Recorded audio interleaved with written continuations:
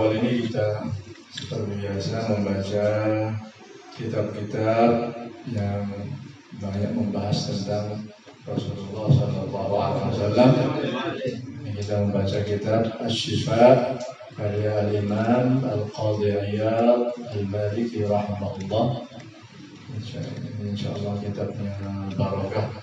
Insyaallah. Nanti setelah Rabiul Awal kita kembali lagi ke Nasaihul Hibban insyaallah. Biasanya kita baca kitab Asy-Syifa atau baca kitab Syama'il, sifat-sifat Rasulullah sallallahu alaihi wasallam. Qala rahimahullah faslun wa amma husnu ishratihi wa adabihi wa basṭu khuluqihi sallallahu alaihi wasallam ma asnafil khalqi fa bihaythu intasharat bihi al-akhbar as-sahihah qala al-imam Ali radhiyallahu anhu fi wasfihi alaihi salatu wassalam kana awsa'a an-nasi sadra وأصدق الناس لهجة وألينهم عريكة وأكرمهم عشرة فصل وأما حسن عشرته أدبون حسن عشرته معاشرة bergaulnya Rasulullah SAW, bersikapnya Rasulullah SAW. Adapun baiknya sikapnya Rasulullah, bagusnya cara bergaulnya Rasulullah, wa adabihi dan adabnya, wa basṭu khuluqihi dan perangainya yang baik sallallahu alaihi wasallam, ma asnafil khalqi bersama macam-macam manusia, bersama macam-macam orang, macam-macam karakter. Fabihaitsu intasharat bihi al-akhbar as-sahihah, di mana telah tersebar kabar-kabar yang riwayatnya sahih, hadis-hadis yang riwayatnya sahih, sebagaimana disebutkan di antaranya qala Ali radhiyallahu anhu, berkata Sayyidina Ali radhiyallahu anhu fi wasfihi alaihi salatu wassalam, dalam mensifatkan Kanjeng Nabi Rasulullah sallallahu alaihi wasallam, kana awsa'an nasi sadra, Rasulullah sallallahu itu disebutkan oleh Sayyidina Ali paling luasnya manusia, paling lapangnya manusia dadanya. Maksudnya di sini sering memaafkan orang yang berbuat salah. Awsa'an nasi sadra diistilahkan dengan terlapang dada, yang disebutkan di kitab Nasaihul Diniyah.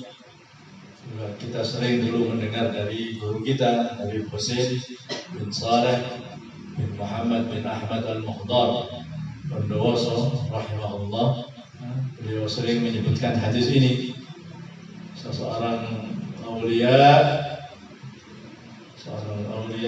abdal, khususnya wali abdal, itu tidak dijadikan wali oleh Allah Subhanahu wa taala karena banyaknya salatnya, karena banyaknya ibadahnya, tetapi karena salamatus sudur wa sakhawatin nafs, karena bersih hatinya.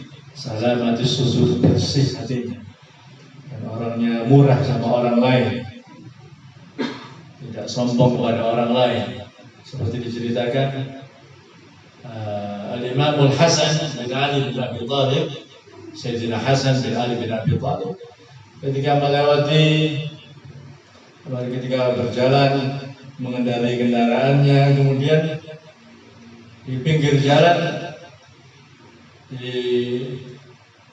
dipanggil oleh seseorang untuk menawarkan makanan, mengemper. Putune Kanjeng Nabi Sayyidina Hasan bin Ali bin Abi Thalib, dan saat itu sempat menjabat sebagai khalifah sebelum kemudian diserahkan supaya tidak terjadi cekcok, kemudian diserahkan, tidak mau jabatan lagi. Padahal saat itu beliau yang berhak, bukan karena anaknya Sayyidina Ali, memang dipilih oleh sahabat, dipilih oleh sahabat menggantikan ayahnya, bukan karena keturunan, dipilih oleh para sahabat untuk menggantikan ayahnya, untuk menghilangkan cekcok antara kaum muslimin, diserahkan jabatannya. Itu dipanggil oleh seseorang untuk mampir untuk makan di jalanan, turun dari kendaraannya, makan di pinggir jalan untuk menyenangkan hati orang yang menawarkan. Karena takut orang yang menawarkan makanan itu kecewa, maka di pinggir jalan turun dari kendaraannya, kemudian makan bersama mereka untuk menyenangkan hati mereka. Bagaimana yang dicontohkan oleh beliau, sahabat-sahabat Rasulullah Sallallahu Alaihi Wasallam. Yang disebutkan di sini oleh Sayyidina Ali bin Abi Thalib. Ini sebetulnya rujukan kitab Maulid nih. Sampai membaca kitab Maulid itu ringkas-ringkasan. Di sini disebutkan secara lengkap, seperti beberapa halaman yang lalu kita baca beberapa hari yang lalu yang disebutkan di Maulid Tiba. Ma ra'aitu min dilimmatin sauda fi hullatin hamra ahsana min Rasulillah sallallahu alaihi wasallam. Kalau di Maulid Tiba disebutkan qala ba'du wasifi, berkata seorang yang mensifati Kanjeng Nabi, tidak pernah melihat orang yang rambutnya panjang sampai sebahu, memakai baju berwarna merah setampan Rasulullah Sallallahu Alaihi Wasallam. Di sini disebutkan siapa yang menyebutkan sahabat Al-Bara bin Azib radhiyallahu anhu. Ini lengkap di sini, termasuk rujukan kitab Maulid, termasuk Maulid Tiba. Di Maulid Tiba disebutkan qala ba'du wasifi, tidak ada namanya di sini. Di sini disebutkan nama terangnya, sinten sahabat, namanya siapa? Al-Bara ibnu Azib radhiyallahu anhu. Tidak pernah melihat orang yang setampan Rasulullah Sallallahu Alaihi Wasallam. Mudah-mudahan dengan baca kitab seperti ini kita tambah paham apa yang dibaca di kitab-kitab Maulid apa saja. Karena setiap kitab Maulid itu pasti rujukannya riwayat-riwayat hadis Rasulullah Sallallahu Alaihi Wasallam. Pertama kali disebutkan karena awsa'an nasi sadran, dadanya lapang Rasulullah SAW, tidak mangkelan kepada orang lain. Wa asdaqan nasi lahjatan, paling jujurnya manusia, lahjatan lidahnya Rasulullah SAW tidak pernah berbohong. Asdaqan nasi lahjatan, sampai kemarin kita singgung beberapa ahad yang lalu, guyone Kanjeng Nabi pun tidak ada bohongnya, tidak ada. Wa alyanahum arikatan, yang paling lembutnya, arikatan ay tabiatan, karakternya, sifat dasarnya Rasulullah SAW lembut, sampai disebutkan diabadikan dalam Al-Quran. Fabima rahmatin minallah linta lahum, disebabkan rahmat dari Allah, linta. Apa artinya linta? Tadi disebutkan alyan. Alyan kali linta disebut dalam Al-Quran, linta lahum, bersikap lemah lembut kepada mereka. Fabima rahmatin min Allah linta lahum, engkau wahai Muhammad linta, berbuat lemah, bersikap lemah lembut kepada mereka. Walau kunta faddan ghalidhal qalb lam faddu min hawlik, disebutkan dalam Al-Quran. Sekiranya engkau keras, sikapnya keras terhadap mereka, lam faddu min hawlik, mereka bubar, tidak mau mendengarkan ucapan. Ini diabadikan dalam Al-Quran, menunjukkan karakternya Rasulullah SAW. Ada disebutkan al-yanahum, lembut, lemah lembut Rasulullah Sallallahu Alaihi Wasallam. Wa akramahum isyratan, paling mulianya manusia dalam bergaul kepada orang lain. Ini kesaksian dari siapa? Sahabat Ali radhiyallahu anhu. Qal haddatsana Abu Hasan Ali bin Musharraf Al-Anmadi. Ini tambahan faedah dalam membaca hadis. Kadang-kadang meskipun dalam kitabnya tidak ada kalimat qala, tapi kalau ada haddatsana itu biasanya ditambah dengan qala.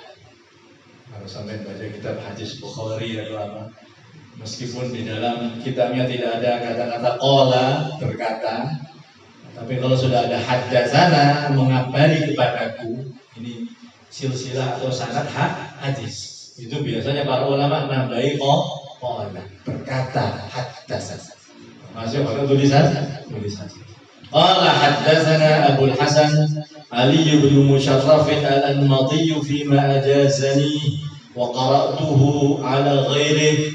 Qala haddatsana Abu Ishaq al-Habbal qala haddatsana Abu Muhammad bin Nahasi قال حدثنا ابن الأعرابي قال حدثنا أبو داود قال حدثنا هشام بن مروان ومحمد بن المثنى قال berkata kedua orang tadi حدثنا الوليد بن مسلم قال حدثنا الأوزاعي سمعت يحيى بن أبي كثير يقول حدثني محمد بن عبد الرحمن بن أسعد بن زرارة عن قيس بن سعد قال زارنا رسول الله صلى الله عليه وسلم mengunjungi kepada kami siapa Rasulullah sallallahu alaihi wasallam wa dzakara qissatan fi akhiriha.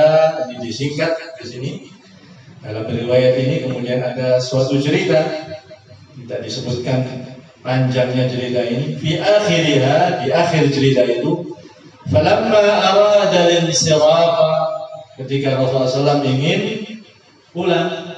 Ceritanya panjang, tidak diceritakan di sini. Yang penting yang ingin digarisbawahi di sini apa? Ketika Rasulullah SAW ingin pulang, arada al-insirafa, ingin pulang dari rumahnya satu sahabat Rasulullah SAW tadi, Qais bin Sa'ad. Qarraba lahu Sa'adun himaran watta'a alaihi biqatifatin. Qarraba lahu Sa'dun himaran, mendekatkan sahabat Sa'ad, mendekatkan kepada Rasulullah SAW himaran, kendaraan keledai. Watta'a alaihi biqatifatin, yang apa namanya, diselimuti qatifah, semacam apa namanya, semacam pelosok, semacam karpet untuk dinaiki. Farakiba Rasulullah sallallahu alaihi wasallam, kemudian Rasulullah SAW menaiki kendaraan itu. Tsumma qala Sa'dun, kemudian sahabat Sa'ad berkata, ya Qais, wahai sahabat Qais, ishaq Rasulullah sallallahu alaihi wasallam, temanilah Rasulullah sallallahu alaihi wasallam. Jadi ada dua sahabat di sini, satunya Sa'ad, yang satunya Qais bin Sa'ad. Berkata sahabat Sa'ad, ya Qais bagi anaknya, ishaq Rasulullah sallallahu alaihi wasallam, temani koncono kanjeng Nabi, temani Rasulullah sallallahu alaihi wasallam. Faqala li Rasulullah sallallahu alaihi wasallam irkab. Faqala li Rasulullah sallallahu alaihi wasallam irkab, berkata kepada Rasulullah sallallahu, naiklah keledai tadi. Fa'abaitu, aku tidak mau. Faqala imma an tarkaba wa imma an tansarifa. Irkab, ada dua pilihan, kamu naik atau kamu tidak ikut. Kamu naik atau kamu tidak jadi menemaniku. Fansaraftu, kawan mau naik kendaraan sebelum Rasulullah sallallahu alaihi wasallam. Tidak mau. Ini adabnya sahabat. Jadi ada dua, kadang-kadang ada dua. Ada namanya imtisalul amr, ada namanya sulukul adab. Kadang-kadang itu tergantung keadaannya bagaimana. Imtisalul amr itu mentaati perintah orang yang kita hormati. Kalau sulukul adab mengikuti totok romo, sesuai atau tidak, cocok atau tidak cocok ini. Nah, seperti cerita Sayyidina Ali bin Abi Thalib radhiyallahu anhu, ketika di perjanjian Hudaybiyah, ini sebelum dibukanya kota Makkah, sebelum dikuasainya kembali kota Makkah, perjanjian dengan orang-orang kafir Makkah, disebutkan di situ tanda tangannya yang bertanda tangan Muhammad Rasulullah. Katanya orang kafir Makkah, hapus gelar Rasulullah ini hapus. Gelar Rasulullah ini hapus. Kalau memang asli itu, kalau memang kamu benar-benar Rasulullah, tak mungkin kita berani. Tidak usah gelar-gelaran, kata orang Gampang. Sayyidina Ali bin Abi Thalib tidak mau. Kata Rasulullah SAW, hapus wahai Ali. Tidak mau Sayyidina Ali bin Abi Thalib. Nah, di sini mungkin beliau bukan tidak taat, tapi tidak mau untuk dalil adab kepada Rasulullah. Rasulullah tidak mau su'ul adab kepada Rasulullah. Kan Nabi ngomong hapus wahai Ali, tidak mau. Tidak mau ya Rasulullah. Sampai dikatakan mana? Tanya Rasulullah SAW ummi. Rasulullah tidak membaca, tidak menulis. Rasulullah SAW ummi. Ummi artinya tidak membaca, tidak menulis. Bukan dinisbatkan kepada Ummul Qura. Itu salah itu. Sebagian penulis menyebutkan ummi, gelar al-ummi, an-nabiyul ummi. Itu dinisbatkan kepada Ummul Qura, itu Makkah. Salah. Ummi memang tidak membaca, tidak menulis, dan itu tidak mengurangi derajatnya Rasulullah, malah mengangkat derajatnya supaya menghilangkan celah tuduhan-tuduhan kalau Al-Quran itu karyanya Rasulullah. Memang asli dari Nabi ummi, tidak bisa membaca, tidak bisa menulis, dan itu kemuliaan untuk Rasulullah. Karena langsung ilmunya bukan belajar, langsung dari Allah. Mana tulisannya wahai Ali, sampai ditulis, dihapus sendiri oleh Rasulullah Sallallahu Alaihi Wasallam. Itu namanya sulukul adab. Bukan berarti tidak mentaati perintahnya Rasulullah, tidak gelem Sayyidina Ali kan. Mentol loh kan, menghapus tulisan gelar Rasulullah. Karena yakinnya beliau dengan Rasulullah Sallallahu Alaihi Wasallam. Itu berarti beliau mengikuti sulukul adab. Gak taat perintah zahirnya. Bukan berarti tidak taat perintahnya Rasulullah zahirnya, tapi ingin sulukul adab, tidak mau menghapus gelar Rasulullah. Di sini diperintahkan untuk naik, tidak mau sahabat ini, karena berpikir kurang pantas naik kendaraan sebelum Rasulullah SAW.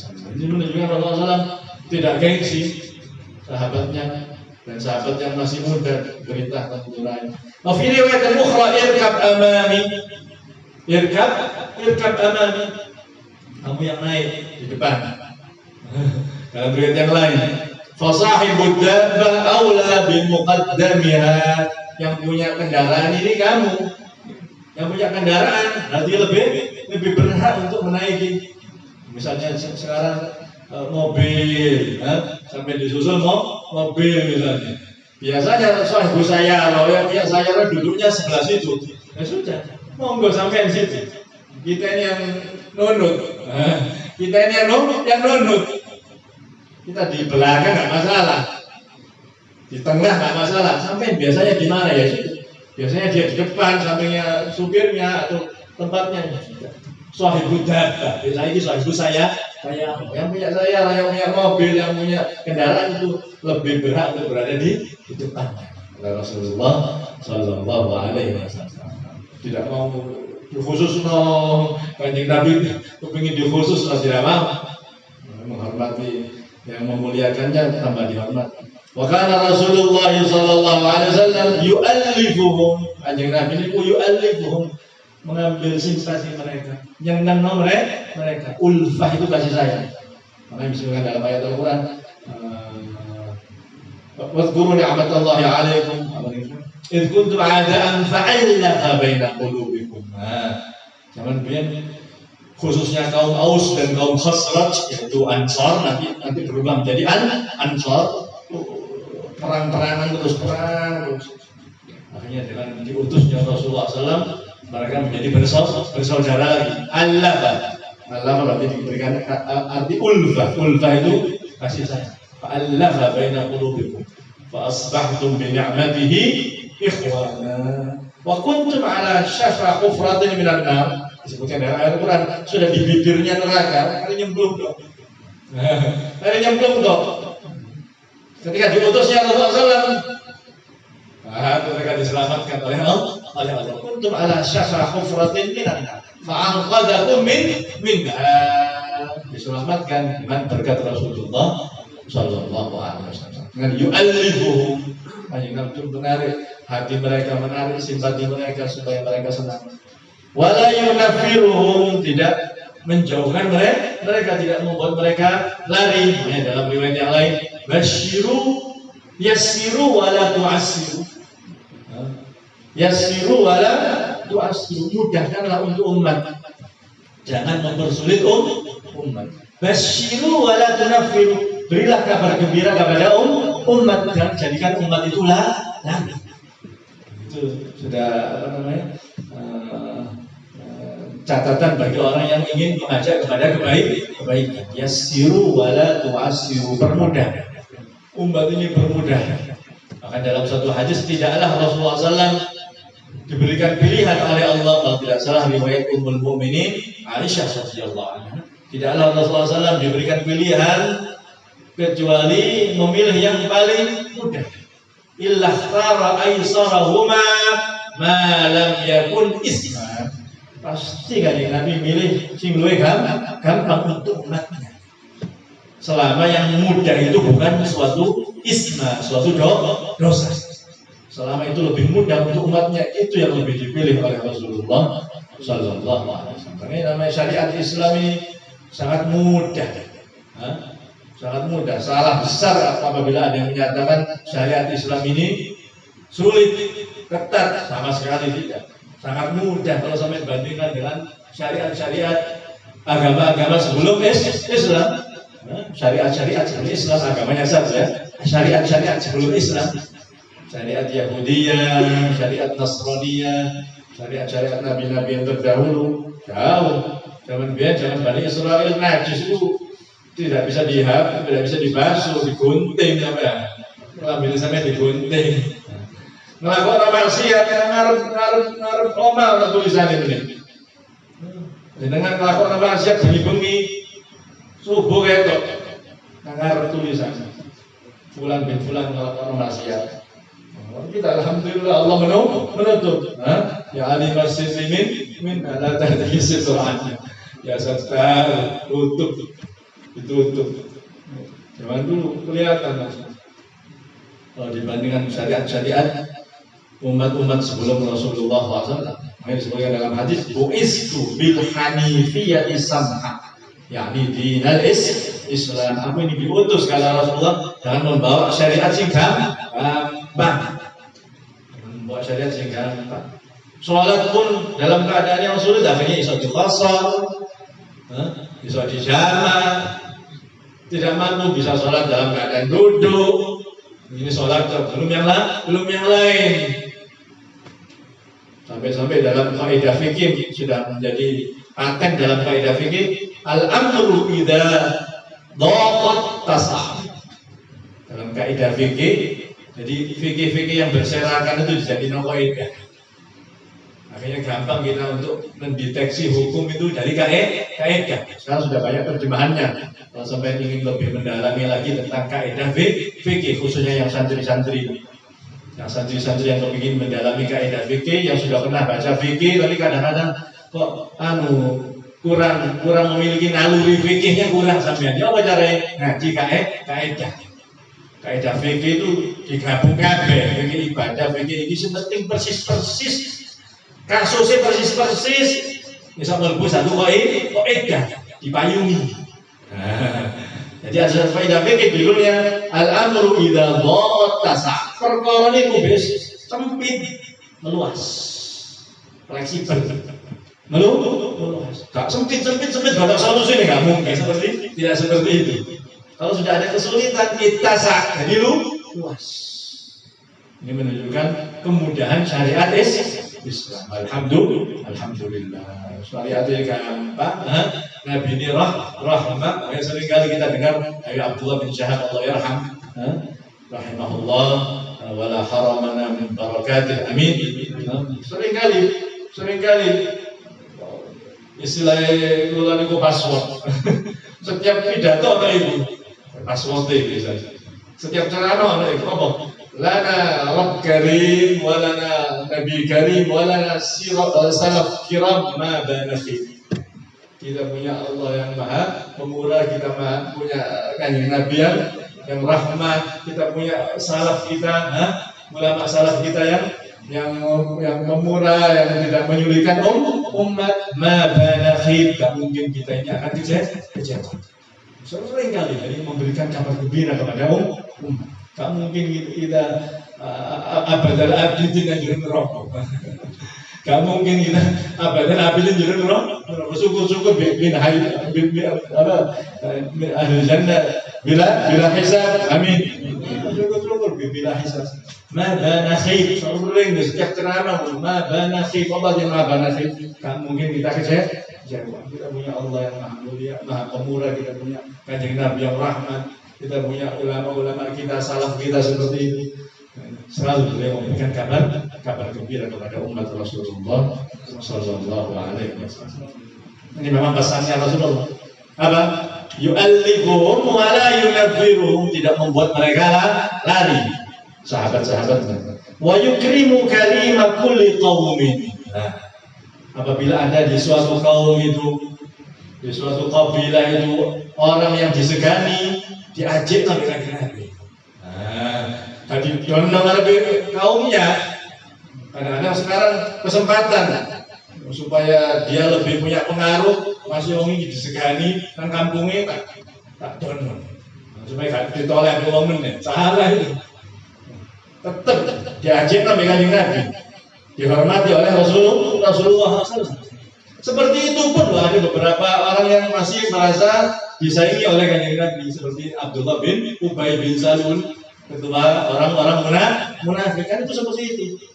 Motifnya kan seperti itu, merasa disaingi Kanjeng Nabi. Dengan kedatangannya Rasulullah menggeser posisinya di kalangan orang-orang Ansar, di kalangan penduduk Madinah. Padahal Kanjeng Nabi sudah seperti itu. Ada sahabat Sa'ad bin Mu'adz datang, apa kata Rasulullah? Qumu li sayyidikum. Ayo ngadeg. Ini sesepuh kalian. Ini sepuhnya kalian. Ini kepala sukunya kalian. Ini kepala sukunya kalian. Ini yang disegani. Qumu li sayyidikum. Berdirilah. Qumu li sayyidikum. Berdirilah. Sampai akhirnya termasuk jadi pijakannya berdiri ketika maulid, ya itu termasuk menjadi pijakannya berdiri ketika maulid, ya itu termasuk mengagungkan Rasulullah Sallallahu Alaihi Wasallam. Katanya Rasulullah, li sayyidikum. Sampai Kanjeng Nabi ngomong sayyidikum, orang yang dipertuan, orang yang dihormati. Memang disebutkan Rasulullah SAW apa tadi? Yukrimu kalima kulli qaumin, memuliakan orang yang dimuliakan di kaumnya. Wa yuwallihi alaihim wa yahdharu an-nasa wa yahtarisu minhum min ghairi an yatwi'an ahad minhum bishrahu wala khuluqah. Rasulullah SAW itu yahdharu an-nasa wa yahtarisu minhum, ketika memiliki kewaspadaan. Mungkin di situ memang gelagatnya orang yang tidak baik yang dihadapi oleh Kanjeng Nabi, orang yang tidak baik, tetap saja tidak melipat. Bahasanya sih tidak melipat, tidak menghilangkan apa? Bisrahu. Oh, bisrahu bahasa Jawa. Sumringai tetap. Maksudnya, sih dijak ngomongi temenmu musuh, munafik misalnya, dan Kanjeng Nabi tahu misalnya dari gelagatnya, dari cara ngomongnya, dari sikapnya. Tapi bisrahu tetap apa namanya? Apa selain sumringah terjemahan? Berseri-serinya wajahnya Rasulullah SAW, senyumnya Rasulullah SAW tetap, meskipun yang dihadapi orang yang tidak baik akhlaknya. Ya ta'ahadu ashabahu, selalu mencari sahabat-sahabatnya. Disebutkan dalam kitab yang lain, selepas sholat disunahkan menghadap kepada makmum, ya kan? Kalau sampai jadi imam, ojo ngarep kiblat terus. Setelah jadi imam, waktu doa atau setelah subhanallah atau sebelum subhanallah, ngadep ke makmum, antara dua ya imam. Ada kalanya ngadep kepada makmum, ada dua riwayat di situ. Ada kalanya ngadep langsung pada makmumnya, membelakangi kiblat. Ada kalanya menghadap ke arah kanan, boleh dua-duanya. Dan dua-duanya terdapat di dalam hadis, semuanya terdapat dalam hadis. Bukan berarti kalau menghadap langsung bukan ahli sunnah wal jamaah, tidak. Meskipun menurut madhab Syafi'i yang lebih sunnah menghadap ke arah kanan. Tapi biasanya yang diamalkan seperti itu. Tapi yang menghadap langsung pada makmum juga ada dalilnya. Bukan serta-merta yang menghadap langsung pada makmum berarti bukan ahlu sunnah, tidak. Sama-sama ahlu sunnah wal jamaah. Karena kita sering melihat sebagian ulama dari kalangan ulama-ulama kita langsung menghadap kepada makmum. Nah seperti itu, dan mencari, loh, sahabat fulan mana, ya ta'ahad, dioleh. Sahabat fulan mana, sampai ada kabar yang di kitab Riyadhus Shalihin yang pernah kita baca dulu, ada kabar loh, meninggal ya Rasulullah, fulana meninggal sih, bagian punya masjid perempuannya, biasanya punya masjid meninggal, kok gak dikabarin? Nah, sampai begitu Rasulullah. Kok gak dikabarin? Akhirnya Rasulullah berangkat ke kuburnya. Ya ta'ahad, itu artinya ya ta'ahad. Jadi digolek isi sahabatnya Rasulullah. Makanya kalau sampai baca kitab Syama'il, khususnya Wasailul Wusul yang dulu kita baca karya Syekh Yusuf bin Ismail An-Nabhani rahimahullah, menyebutkan semua sahabat itu merasa dekat dengan Rasulullah. Sampai seperti itu. Sahabat ini lebih merasa dirinya lebih dekat dengan Rasulullah. Karena Kanjeng Nabi selalu mencari sahabatnya, seakan-akan tidak ada yang dilupakan. Semuanya spesial. Semuanya merasa dekat dengan Rasulullah sallallahu alaihi wasallam. Ya ta'ahadu ashabahu wa yu'ti kulla julasaihi nasiban. Yu'ti memberikan setiap orang-orang yang duduk bersama beliau nasibahu, porsinya, bagiannya. Maksudnya apa? Misalnya sampai kedatangan tamu wong limo, ojo ngomong di siji tok. Ngomong di siji tok mentang-mentang apa namanya sering ngejai sampai lungo iki. Sering ngelancang dijak kopi dan iki tok dijak ngomong. Sing papat iki duduk tamu. Ini bukan akhlak ini. Ini bukan akhlak. Masih Allah kenal sampai tamu. Sampai tanya, bulan bin bulan siapa? Namanya siapa? Dari mana tanya? Jangan hanya fokus satu orang. Ini kan Rasulullah. Semuanya dapat nasibnya. Nasib itu porsinya. Berarti semuanya diajak ngomong oleh Rasulullah. Semuanya diajak ngomong oleh Rasulullah. Kulla julasai nasibah. La yahsabu jalisuhu anna ahadan akramu alaihi minhu. Nah, ini yang kita singgung. Tidak ada yang duduk kepada Rasulullah SAW itu menyangka bahwasanya salah satu dari yang duduk itu lebih mulia darinya. Berarti seakan-akan bahwa si spesial, kabeh dijak ngomong, kabeh dijak boyo, kabeh dijak basa-basi. Itu Rasulullah SAW. Bahkan disebutkan itu di masalah yang lain, kepiawaian Rasulullah SAW dalam bahasa. Umpama yang datang dari kabilah ini, aksennya sih, saya bahasa Jawa kan sih. Jawa Timuran, Surabaya, Jawa Tengah. Jadi kan Nabi kalau yang datang orang kabilah Arab yang bahasanya itu bahasa itu kan Nabi. Kadang-kadang alif lam mim dibaca alif mim mana? Alif lam alif mim enggak? Sampai tersebutkan dalam hadis laisa minal bir amsiyamu fim safar. Kalau bacaan biasa laisa minal bir asyamu fis safar.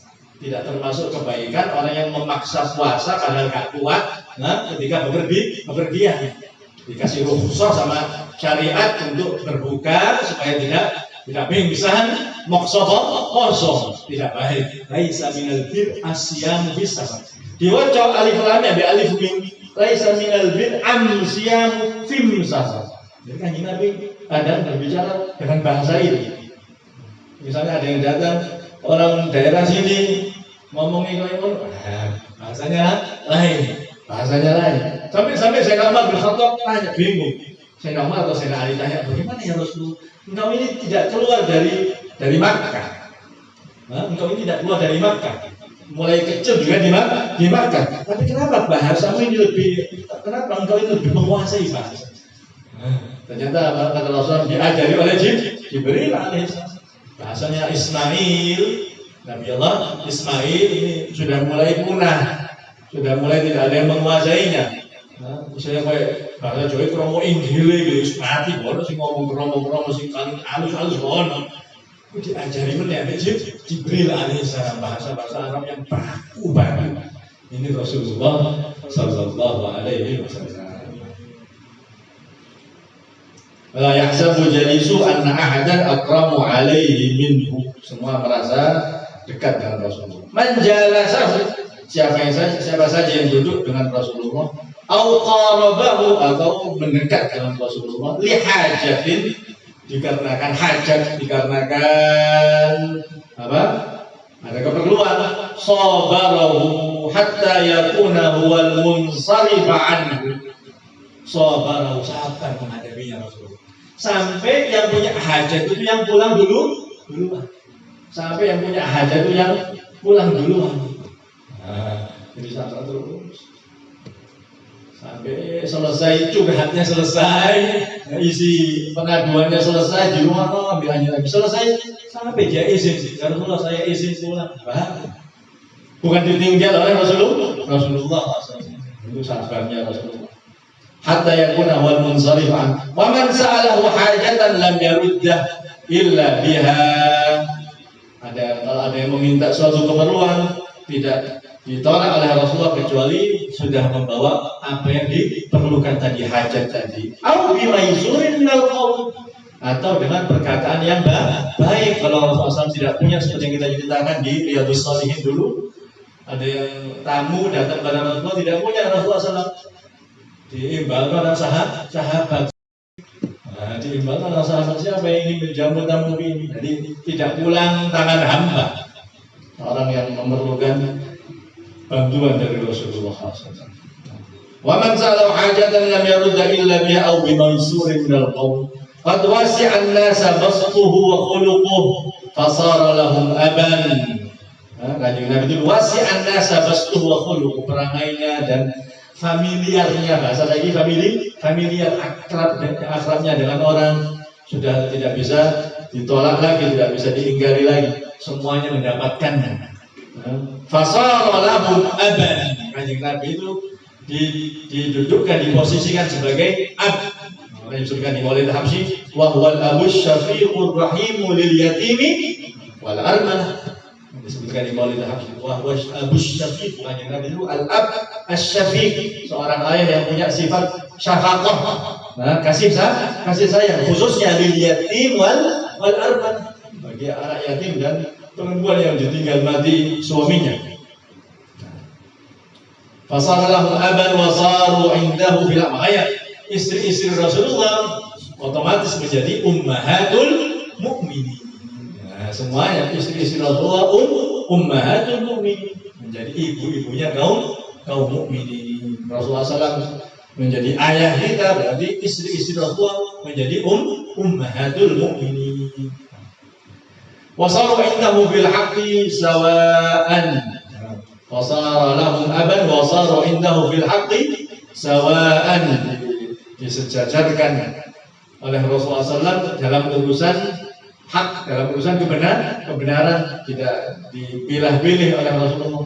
Dalam hukum, dalam pengadilan, tidak ada yang dipilih-pilih. Suatu kali sahabat Usamah bin Zaid radhiyallahu anhu, padahal orang yang dikasihi oleh Rasulullah, anaknya sahabat Zaid bin Harithah yang dulunya pernah menjadi anak angkatnya Rasulullah sampai dinasabkan kepada Kanjeng Nabi, Zaid bin Muhammad, sebelum turunnya ayat yang melarang seseorang untuk menasabkan anak angkatnya kepada dirinya. Hati-hati kalau ada yang punya anak angkat, harus terus terang ketika sudah dewasa harus dijelaskan. Kadang-kadang ditutupi terus sampai jadi mantan sih ditutupi. Ya apa maksudnya oleh kudu raja TK, kudu teko. Hari ini urusan hukum, urusan warisan, urusan macam-macam. Urusan mahram, urusan warisan harus jelas, karena bukan anaknya, bukan anak kandungnya, harus jelas. Karena sudah turun namanya itu Ibtalut Tabanni. Kalau sampai baca sejarah judulnya Ibtalut Tabanni, dihapusnya tradisi mengangkat anak. Maksudnya mengangkat anak kok dinasabkan kepada ayah angkatnya itu. Tidak boleh. Dulu sahabat Zaid namanya Zaid bin Muhammad. Karena dinisbatkan kepada Kanjeng Nabi. Artinya setelah turun ayat Al-Quran, apa itu qaulu ta'ala, maka Muhammadun aba ahadin min rijalikum walakin Rasulullah wa khataman nabiyyin. Itu susah sedih, susah sedih dia. Dan dikenal dengan Zaid bin Muhammad, cik bangga nih sahabat Zaid. Kan dulunya budak sahabat Zaid. Karena ada peperangan diculik jadi budak. Karena ada peperangan sahabat Zaid itu diculik jadi budak. Yang membeli kalau tidak salah ponakannya Sayyidatuna Khadijah radhiyallahu anha. Ketika Sayyidah Khadijah diberikan oleh ponakannya itu Hakim bin Hizam, kalau tidak salah namanya Hakim bin Hizam. Bukan Hakim bin Hizam siapa? Pokoknya sahabat masih keluarganya Sayyidatuna Khadijah Ummul Mukminin. Setelah menjadi miliknya Ummul Mukminin Khadijah, diberikan kepada Rasulullah. Kemudian dinasabkan oleh Rasulullah kepada dirinya, Zaid bin Muhammad. Sak Mekah kenal Zaid bin Muhammad. Senang Zaid bin Harithah. Padahal ayah kandungnya datang, tetap Zaid bin Harithah ini milik kanjeng Nabi. Dan Rasulullah SAW tidak memaksa. Ketika ayah kandungnya yang namanya Harithah datang, ketika ada info, anakmu sing diculik biyen ibu, ternyata nama Mekah. Dia kepingin disusul lagi. Datang. Akhirnya senang dia. Diasuh oleh keluarga bangsawan ini, keluarga orang-orang besar ini di Mekah. Apa kata Rasulullah SAW? Tanyakan kepada anakmu saja. Tanyakan kepada anak. Dia milih pulang atau memilih bersama. Sebenarnya jawabannya anaknya apa? Tetap bersama Rasulullah. Jadi gak maksud hanya letakkan anak. Ternyata Zaid bin Harithah lebih berat bersama Rasulullah. Lebih senang bersama Rasulullah Sallallahu Alaihi Wasallam. Berat meninggalkan Rasulullah. Akhirnya dinamakan Zaid bin Muhammad. Setelah turun ayat itu, maka Muhammadun aba ahadin. Tidaklah Rasulullah SAW itu ayah dari salah satu dari kalian. Maksudnya ayah yang dinasabkan. Kalau di sini kan ayah diposisikan sebagai ayah kita, tapi bukan ayah nasab. Setelah itu dihapus Zaid, balik meneh Zaid bin Harithah. Yang asalnya Zaid bin Muhammad, tapi tetap disayang oleh Rasulullah sebagaimana anak. Punya anak namanya Usamah bin Zaid.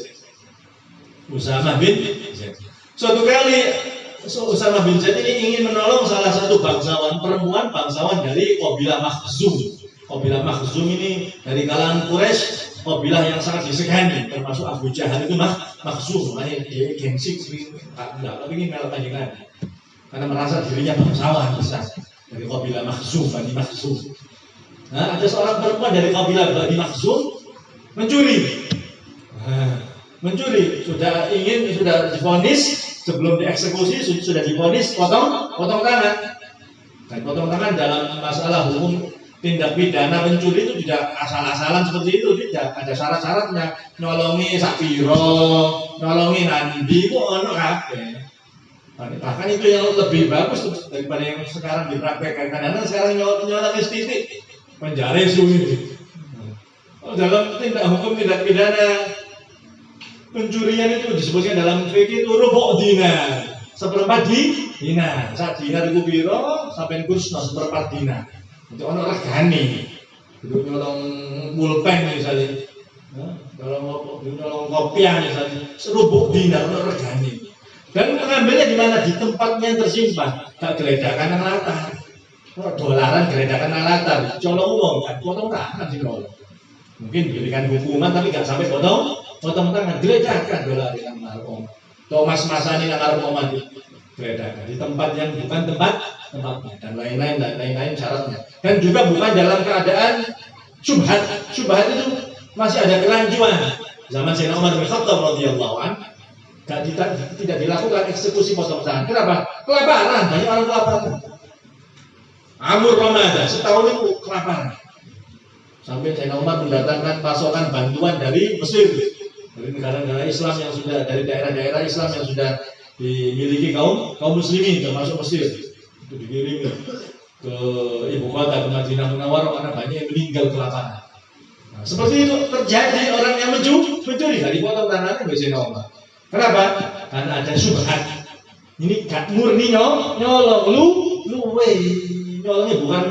bukan terdesak karena mencuri, karena apa? Nah, akhirnya sekarang orang-orang liberal, orang-orang yang tidak paham fikih, tidak paham Al-Quran hadis ngomong berarti hukuman Al-Quran pun bisa dirubah.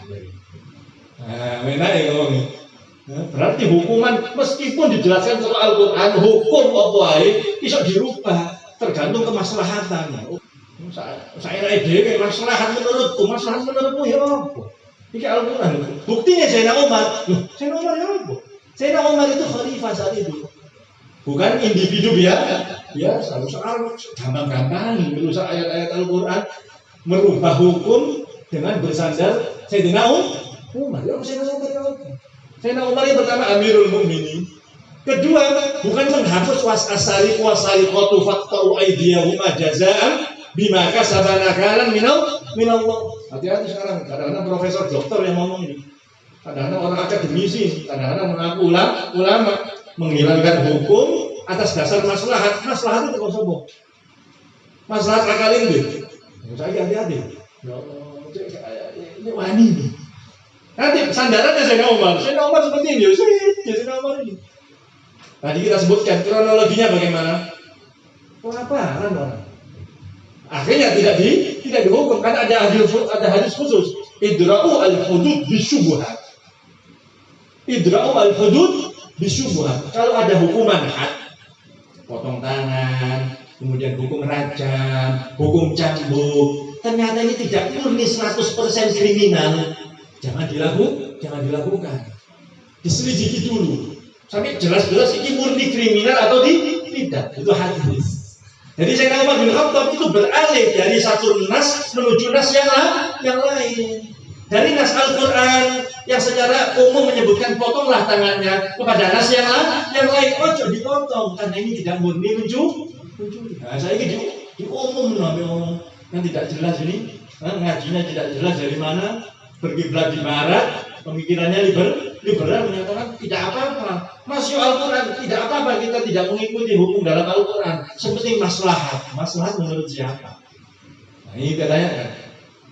Yang maslahat menurut sampean mungkin tidak maslahat menurut yang lain. Relatif. Maslahat itu bagaimana caranya? Itu buku khusus 600 halaman. Syekh Al-Budi rahimahullah. Syekh Al-Budi rahimahullah disertasi doktoralnya beliau S3-nya beliau nulis sampai saat ini menjadi rujukan ini. Maslahat yang bisa diambil bagaimana? Tidak semuanya. Ini maslahat itu lebih api. Nah, bahaya saya ini. Kadang-kadang mengatasnamakan syariat. Islam ini menyatakan yang lebih rujuk itu apa? Sungguh api menurut siapa dulu? KPKB menyatakan semuanya lebih baik. Kalau sampai baca filosof barat, kemaslahan menurut filosof ini, kemaslahatan menurut filosof ini CJKB relatif. Bagaimana kita harus melihat apa yang disampaikan para ulama dulu bagaimana? Jangan sampai melanggar nas Al-Quran, nas hadis Rasulullah Sallallahu Alaihi Wasallam. Sekarang banyak tulisan-tulisan seperti itu dengan berdalih ijtihad atau pendapat pribadi sahabat Umar. Seakan-akan sahabat Umar beralih dari nas tidak mengambil Al-Quran, tidak mengambil hadis, menjupuk akal. Ngono, itu bahaya ya. Khususnya kadang-kadang orang-orang yang merasa dirinya berwawasan, merasa dirinya mengerti seperti itu. Bahkan dalam buku-buku bahasa Arab, kitab-kitab seperti itu. Ijtihadatu Umar. Ini adalah pendapat pribadi Umar. Seakan-akan lepas dari nas Al-Quran. Ini yang pertama salah paham. Yang kedua, geladap su'ul adab kepada Sayyidina Umar. Seakan-akan Sayyidina Umar tidak mau mengambil Al-Quran, tidak mau mengambil hadis. Dan kemaslahatan itu tidak gampang-gampang seorang menyatakan iki luwih maslahat, iki luwih abi. Kadang-kadang sekarang urusan jilbab yang si maslahat itu gak jilbaban, ada seperti itu. Jangan dalih apa? Ini. Maslahat itu apa sih maslahat? Maslahat menurut siapa? Si maslahat itu begini. Akhirnya semuanya dianggap maslahat hukum digeser. Ini ada ini sering kita sampaikan dalam beberapa majelis, beberapa forum karena seringkali kita kecolongan dengan keterangan-keterangan seperti ini di atas namakan sahabat Umar bin Khattab radhiyallahu anhu. Mungkin berikan pemahaman semuanya. Jangan sampai terpedaya dengan polesan-polesan kata yang kayak ilmiah, hati-hati. Rujukannya hati-hati ya. Rujukannya kita mesti selektif, mesti hati-hati.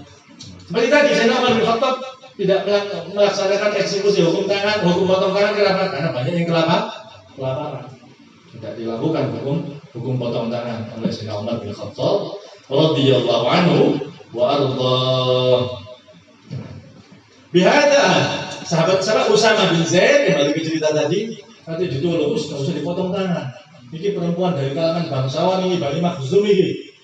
Kanjeng Nabi keruh. Kanjeng Nabi mendengar seperti itu, apa kata Rasulullah SAW? Atashfa'u fi haddin min hududillah ya Usama. Kamu ingin menolong orang dalam urusan hukuman yang sudah ditentukan oleh Allah, wahai Usama?